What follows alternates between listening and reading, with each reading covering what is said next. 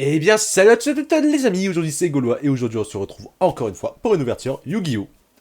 Aujourd'hui on va ouvrir donc les decks légendaires de Yu-Gi, qui est, comme son nom l'indique, les decks légendaires de Yu-Gi.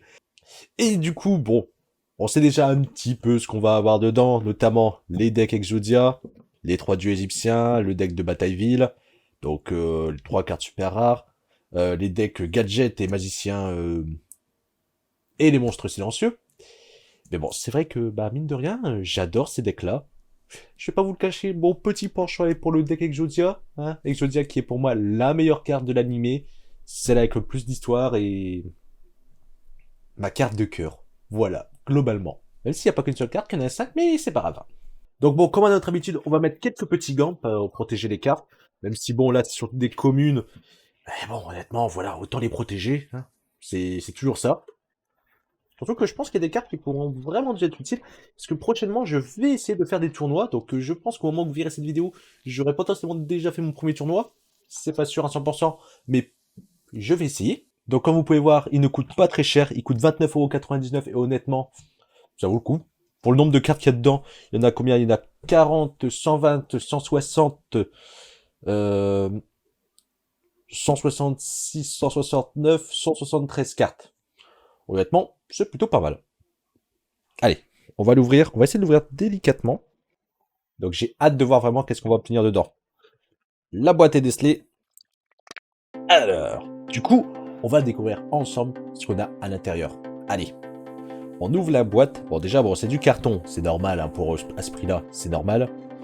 Mais déjà, regardez-moi ça. Les hiéroglyphes, les dessins, tout ça, ils sont magnifiques. Alors, du coup, on a 3 decks. On a même aussi les cartes promo qui sont juste ici. Vous savez quoi, on va sortir les decks. Donc le deck Exodia, les cartes promo, le deck Valkyrie et le deck Magicien Sombre. On va commencer par les cartes promo. Je pense que c'est les cartes les plus importantes. Alors, du coup, on commence par Tortue électromagnétique. En édition limitée, franchement, elle est très belle. Ensuite, un petit cercueil maléfique. Toujours pareil, hein. Illusion noire. Notre première Ultimate Slifer, le dragon du ciel. La seconde, Obélisque, le tourmenteur. Et du coup, la troisième, le dragon ailé de Ra. Honnêtement, les dieux égyptiens, ça rappelle de bons souvenirs, honnêtement. On a du coup une carte jeton, le voyage dans le royaume des duellistes, gloire de la main du roi. Alors pour ceux qui n'ont jamais regardé l'animé, il faut savoir que notamment cette carte-ci était une des cartes qu'il fallait dans l'animé pour affronter Pegasus durant l'arc Batailleville. C'était même pas Batailleville, c'était le championnat du monde. J'ai un trou de mémoire. Je le mettrai au montage, mais c'était justement l'un des premiers arcs principaux de Yu-Gi-Oh! Et un petit jeton. Bon, même si c'est des cartes du coup qu'on a assez facilement, je vais les sleeve, parce que c'est des cartes, voilà, notamment les dieux égyptiens qui sont tellement classe, hein, les dieux égyptiens. Voilà, on va seulement déjà sleeve les 3 dieux égyptiens, bien évidemment. Les autres seront aussi protégés un petit peu plus tard. Bon, du coup, nous, on va commencer par le deck du magicien du chaos sombre. Donc, allez, let's go. Bon, bien entendu, du coup, on commence par le magicien du chaos sombre. Le magicien sombre du chaos. Le magicien silencieux level 8. Le magicien des ténèbres. Ou le magicien sombre. Tiens, à noter que ce n'est pas une première édition. J'aurais pensé que c'était des premières éditions, mais pas du tout en fait. Le sarcophage doré. Ah, qui est une carte vraiment emblématique aussi. Bon, beaucoup moins que le magicien des ténèbres, forcément.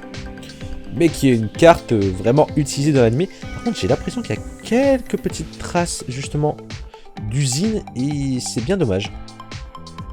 Bon, ensuite, du coup, on a Gangora, le drago de la destruction. Le magicien silencieux, level 4. Le spadassin silencieux, level 7. Le spadassin silencieux, level 5. Le spadassin silencieux, level 3. La fameuse magicienne des ténèbres, bien évidemment. Tant de choses à son effigie. C'est devenu une star. Allez, on va essayer d'accélérer un petit peu. Buster Bader. Carte aussi emblématique. Le mystérieux.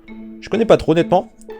Le fameux chevalier du valet, chevalier de la reine et chevalier du roi. Qui sont très utilisés par Yu-Gi. C'est des cartes qu'il apprécie énormément. Le gadget vert.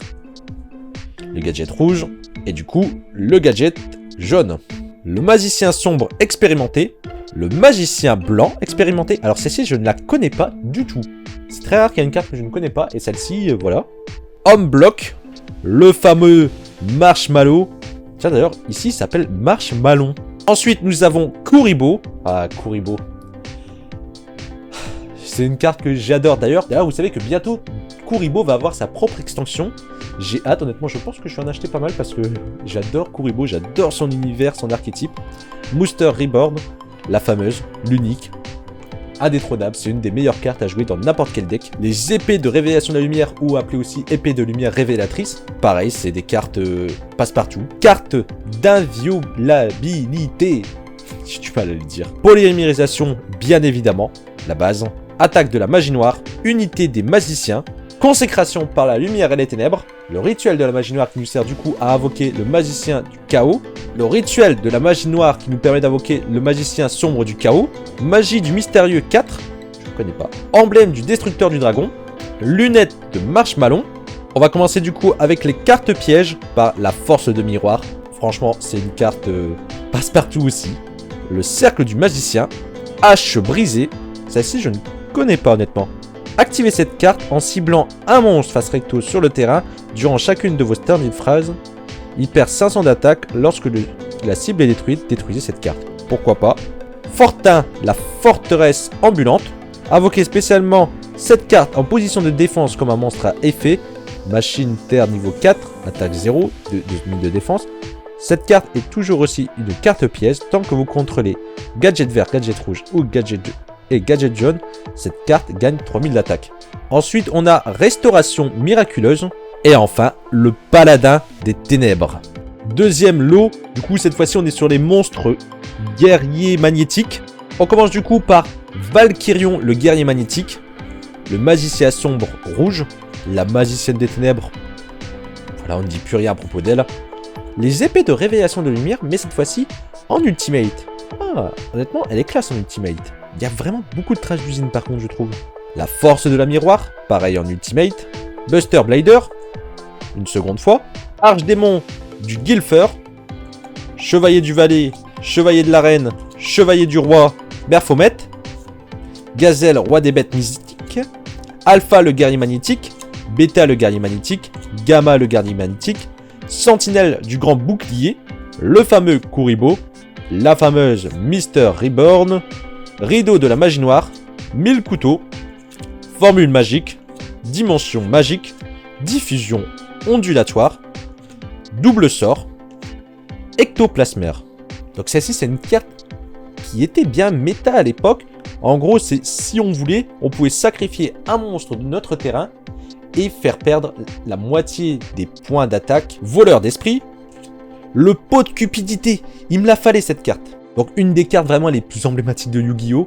Le pot de cupidité qui permet simplement de piocher 2 cartes. Et qui est très utile, notamment dans les decks Exodia le maudit. Ensuite nous avons Destruction de la carte, qui jette la main complètement de l'adversaire. Échange qui permet d'échanger une de nos cartes avec une des cartes en main par notre adversaire. Guérison de monstres, polymérisation. Diffusion qui permet tout simplement de retirer la fusion. Multiplicateur pour les Kuribo qui est vraiment très drôle. Les chapeaux magiques. Ah, une des cartes les plus emblématiques de Yu-Gi-Oh!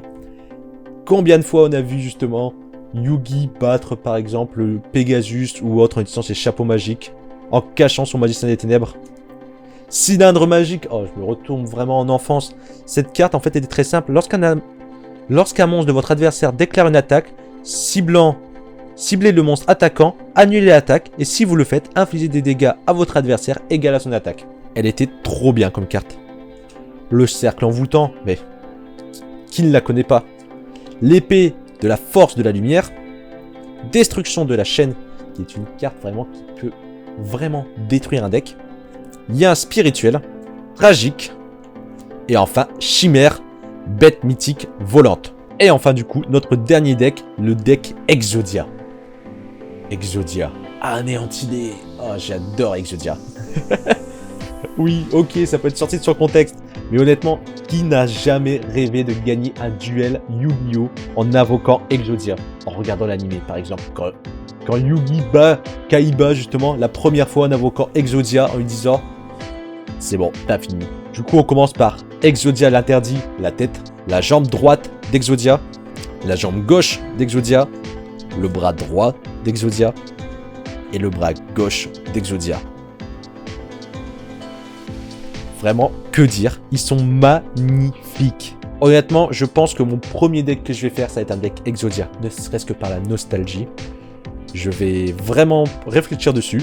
Sinon, du coup, on a le soldat du lustre noir, le soldat du lustre noir émissaire du commencement, le magicien sombre, la magicienne des ténèbres, Gaïa, le chevalier implacable, le crâne invoqué, la malédiction du dragon, tortue catapulte, le gardien celte, dragon ailé gardien de la forteresse, le lutin sauvage, le guerrier castor, Griffort, l'elfe mystique, le soldat géant de pierre, cimetière de mammouth, Kuribo, encore une fois, on l'a eu 3 fois du coup, Monster Reborn, toujours, l'épée de révélation de lumière, les boîtes mystiques, le contrôleur cérébral, guérison de monstres, flèche brise-sort, corne de licorne, lune mystique, terre embrasée, multiplicateur, transfomine, Meiku, la brume mystique, polymérisation, le rituel du lustre noir, la force de miroir, les chapeaux magiques, l'œil de vérité, transfert, et enfin, Gaïa,